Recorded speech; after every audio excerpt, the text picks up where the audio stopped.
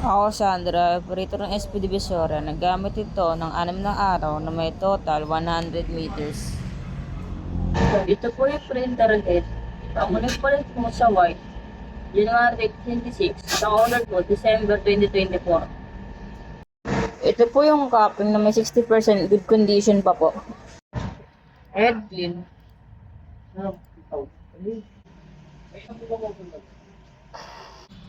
Punasan ng wiper after a head clean. Nozzle check. Ang uling pulit po ng damper, January 2024 sa colored, sa white naman po, December 2025. Ang waste tanking nalinis ng isang araw.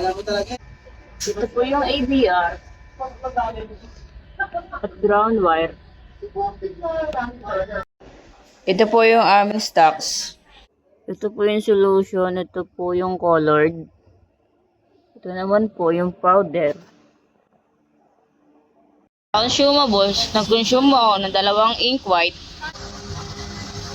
isa sa cyan, isa sa magenta, isa sa film, at 2 sa powder. Ito po yung output. Sa consumables, nag-consume ako ng 1 powder at isa rin sa white. Ito po yung output. Ito po yung physical inventory. Ito po yung daily checklist.